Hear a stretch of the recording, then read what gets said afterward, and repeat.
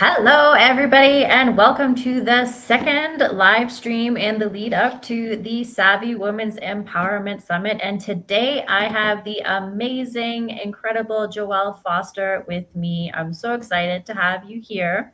So, Joelle is the president and CEO of North Forge, which she co founded in 2015 and leads today as one of North America's largest publicly accessible fabrication and innovation hubs. With over 20 years supporting Canadian entrepreneurs, she also co-manages the Women's Equity Lab Manitoba Fund and sits on the international board of the Technology Councils of North America. Thank you so much for being here today, Joelle. I'm so excited to have you. Thank you for having me. Yeah. So here we're just here today to kind of talk about the event and talk about some of the panels. And you are actually featured on two of our panels. So you're going to be joining us for the AI panel to talk about AI and technology in business today, and then also for the funding panel, because as we mentioned, you're part of the Women's Equity Lab. And so I wanted to talk about both of those today, actually, because you have. And I was on your LinkedIn yesterday, I believe, and you have so many different accomplishments under your belt. So I wanted to kind of talk about all of them. But let's start with the AI. So tell me everything you know. Gotta save something for the panel. Well, and I've been around for several decades now. So this is why the LinkedIn is a little more populated. But so it's funny with AI, I am still every day I am learning something new because it's changing so fast. When ChatGPT first came out, I mean, so AI has been around since 2020, but it really just within the last 2 years has really hit all of our computers. And I mean, it's embedded in everything we do. I think a lot of people don't realize just how much we have been using it. But now with Claude, which I like to say that ChatGPT is kind of like McDonald's and Claude is like 529 Wellington. That's the difference. Yeah. But every day there's something new coming out. And my brain sometimes feels like it's just going to explode. So I can only imagine people who are just getting into it, women who are just getting into it. It's overwhelming, and it can be overwhelming. It really is. And I would also say, because it's always changing, everything is in flux all the time. And so I would say when I started my AI journey, I was on ChatGPT, and I also I took an AI course, and the main LLM that they had us using on there was ChatGPT, and it seemed like everybody was on the ChatGPT bandwagon. But now everything has kind of shifted, and so now I've actually moved over to Claude as well. And then I also have I have Gemini, just because it's part of my email workspace or whatever. So it comes ingrained, and there are some things that are good, like the pictures, making pictures and stuff is good. But Claude really, has improved, and it's just taking over. And there's even things about Claude that I don't even understand, like Claude Cowork and Claude Code. I'm not a coder, so it's I don't really You don't need to to know. be a coder. Yeah. It's just, it will do it all for you. So so I think what we have to do is shift differently. Is we don't need to be a coder. We don't need to have all of this computer background, because it's when you just talk to Claude and ask it to do something, it does it all for you. Yeah. What are some? Yeah, go ahead. Oh, I was gonna say, what are some ways that you use Claude in your day-to-day workflow? Wow. So I'm using it like an assistant. I am still old school, where I'll write my own stuff.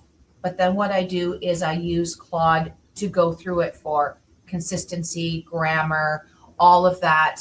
And sometimes it depends on the audience. I will have it maybe just change the tone a little bit. But those words are mine. And I'm worried about the younger generation that are using it for absolutely everything. So they're not using that critical thinking and the writing. So Mm-hmm. we're gonna have a challenge there. But then I've got Claude creating some programs for me because email is the bane of my existence. As it is for all of us. Yes. So I'm trying to figure out how I can get it to help me with the email. Not write necessarily all the emails, but maybe answer some of them and put them in my draft folders so that I Hmm. can Joellify it Yes. before I send it out. Yeah. Hmm. Yeah, and that's, I think, one of the hardest parts about using AI because a lot of the time what it produces is great, right? Like, so I would say that I use AI a lot to, like, I don't know, people are talking about vibe coding, right? So Yeah. I use it a lot for like vibe emailing, you know? So I'll talk to my Claude and I'll say, this is the gist of the idea that I want to send. Can you draft an email with all of this? And then I go in and I fix it to try to make it Mhm. sound more like me, because that's one of the things is that I'm like, this does not sound like, it's great, but it doesn't sound like me. And that's one of the things that I want everything still to come off as sounding authentic from me. Um, Well, one of the things that I did in ChatGPT and Claude is learning is I took 30 of my speeches and mhm, uploaded them.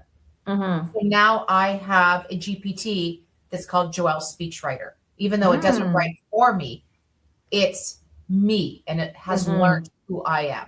mhm. And your voice. My voice, exactly. Mhm. Yeah. My voice is there are nuances that in how I write. So I want to make sure Mhm. that it's not coming across as, too academic or yeah, there's just I'm a softer writer. I'm more, Mhm.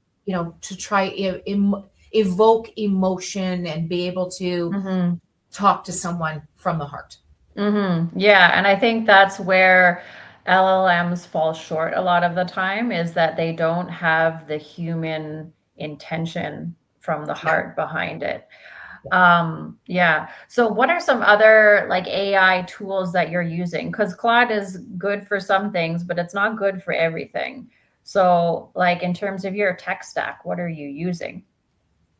Well, we use HubSpot right now. We're going to be utilizing a whole bunch of programs that people don't know about yet. So, Mm-hmm. because we have a lot of tech founders, Mm-hmm. they have created. So, we're going to be next week, I'm going to start using something called Patrick. So, Mm-hmm. maybe by the time the Friday panel comes along, I can talk a little bit more about Patrick. Mm-hmm. The chair of my board, Dan Behausen, he is in ed tech and started something called Neovation years ago, and he's got something called Joy Suite that's coming out Mm-hmm. by early summer or maybe midsummer. And Joy Suite, oh my God, it's going to be incredible. So I'll be able to talk about that more on Friday. And Mm-hmm. so it's not necessarily what is available to everyone yet, but Mm-hmm. Yeah, yeah, and that's the other thing too, right? Like there's always something new, kind of like going back to what we were talked about at the beginning. There's always something new coming out, and so trying to stay up to date and keep everything like working together effectively is quite challenging, actually. And it becomes a matter of time management, because how much time are you going to invest in learning all the new tools versus actually executing the work? and we're trying to decrease our tech stack to just Mm-hmm. a couple programs because it Yeah. adds up. Mm-hmm. By the time this costs $200 here and 300 here, Mm-hmm. 100, the bill every month has gotten too high. So we're trying to put everything in Yeah. one or two programs. So maybe at Yeah. some point we won't need HubSpot. Hmm. But And what I've also heard actually is that not only is the monthly bill, but also the time consumption in terms of like copying and pasting from one app to the other. And, it's like, I think someone did a study and it's like 2 days worth of people's time every week or something like that. People just seriously? copy. Yeah, it was insane actually. And so the amount of gains that you're actually getting from it is not necessarily as much as you think it is Well, once I you know. start. Well, in Claude now you can download as a Word doc or a Mhm. PDF. So I found Mm-hmm. that that has saved a lot of time. Mm-hmm. Yeah. Yeah, for sure, for But sure. still, you're right. Managing Yeah, it. managing it and making sure that it's actually increasing the efficiency, rather than just making more work, right? Because even if you're correcting every single output and every single output takes you 10 minutes and the original email only would have taken you 10 minutes to write anyways, then how much you're not saving anything. So, Well said. yeah. Well said. Yeah. Yeah. So I wanted to move on to the finance panel because you are also the head of the Women's Equity Lab, One of Manitoba. managing partners. Yeah, Yes. one of the managing partners. And so I wanted to talk about that as well because, funding for women, I think I've read some of the statistics. I'm a little bit blurry on them, but something like only 17% of the funding goes to women in general, and like 2% of VC funding goes to 2%. women. Yeah. So I think Yeah. it's 17% or something of regular bank funding and 2% of VC funding. And so I wanted to talk to you about that. Like, why is that? Like, what's going on? Well, first of all, women traditionally, they what they do is they don't go for bank loans right away. They fund the business with their own money, and then they're maxing out their credit cards. They're maxing out what's the word I'm looking Line of for? credit? Yeah, line of credit. And then when they try to go for financing, they don't understand that they're at that max already, so they're not going to be able to get too much now. So that's why they have Women's Enterprise Center, WeMB now. Mm-hmm. Um, I was with Futurepreneur for 8 years, Mm-hmm. so I have helped co-fund through them probably over 550 businesses. So Mm-hmm. financial literacy is like it's in here, it's embedded in there. Yeah. And women aren't necessarily going to the VCs right away either, but when they do, the VCs have not spent enough time with women-led tech companies. Mm-hmm. And they don't realize that the percentage of women-led tech companies, their chance of success is much higher than a man. Mm-hmm. And so there's these unconscious biases that a lot of VCs have, hence why we've started the Women's Equity Lab, because we need more women VCs out there investing in women-led companies. And Mm-hmm. we're starting to see that more men are starting to come along. They're they're hearing more about women tech companies. We're talking to our spouses, to other men about this, and we're starting to see that the frame, the frame of mind around it is turning, but it's not turning fast enough. Mm-hmm. What do you think is causing that like disconnect? Because I've also read a statistic, and again, the numbers might be a little bit off, but something like male led enterprises that go for VC financing, they return like 30 cents on the dollar, but women led enterprises return like 80 cents on the dollar or something like that. 78 cents. So Yeah, women, 70 cents. And yeah, so women-led companies generate 78 cents per revenue per dollar versus 31 cents for male-founded companies. That's mhm. massive.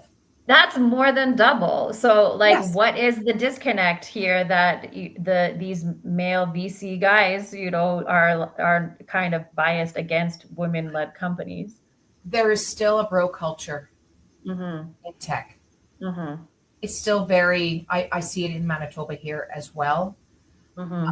We've got some great VC investors here, like Trillic and Emin Fund, and some of the other ones that I don't think they see it the same way. I think that they're women friendly. I try not to use the word female. I've been told it Mhm. has to be woman, not female, even though female funded and all that, it just rolls off the tongue. Mhm.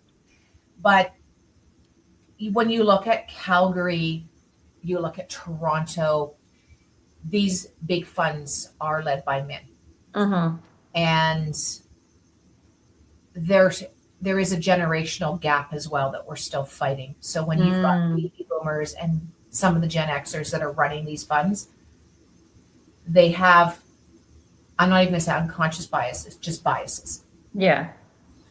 And I have been at the table listening to some of these VCs, some things I can't even say on here because there is so shocking. Mm-hmm. But when they ask questions like, oh, so are you going to have kids? Do they, no man has ever been asked that. Or Mm-hmm. how are you going to take care of your family while you're running this business? Again, Mm-hmm. no man has ever been asked that. So this is the problem. And I can't even, like, to me, hearing that, like, it just boggles my mind that in 2026 that it's not an unconscious bias at this point. Like, it's just a Conscious. bias. Yeah, it's Yeah. a conscious bias that you're making.